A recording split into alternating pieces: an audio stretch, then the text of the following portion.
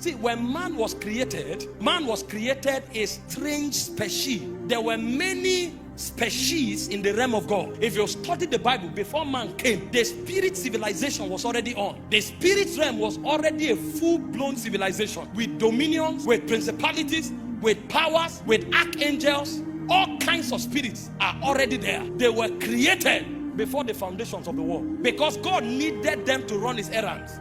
Some of the spirits in the realm are called elders.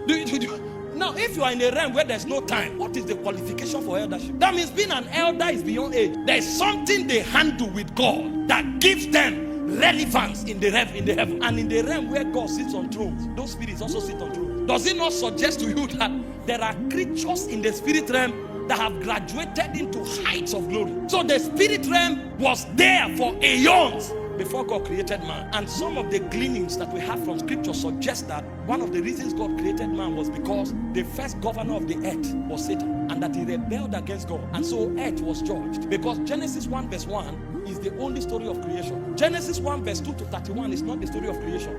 It's the story of recreation. That's why you don't know how light was created. You don't know how water was created. All of those things were created already.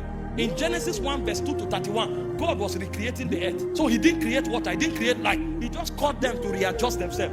Chaos came on the earth because the earth was judged. And the reason the earth was judged was because the first prince that ruled the earth went the way of rebellion.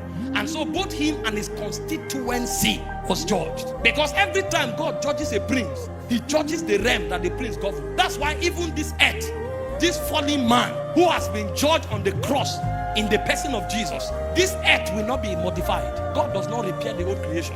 He said the element of this world will melt. He said a new heaven and a new earth will appear. So when God judges the governor of a realm, he judges that realm as well. So when the Satan was judged, the earth was judged. The Bible says, woe to the inhabitants of the earth. He said the great deceiver has come. So there were princes in the realm of God.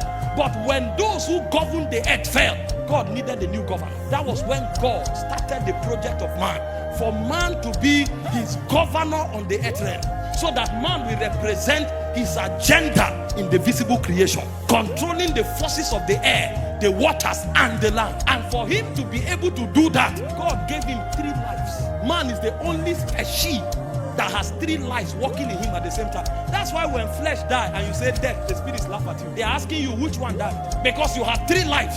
Leviticus 17 verse 11, he said the life of the flesh is in the blood. So any animal that has flesh needs life in his blood. But man is not only flesh. Genesis 2 verse 7, God breathed into his nostrils the breath of life, and the man became a living soul. So there's another life on his breath. The life of the flesh is called bios. It's controlled by blood.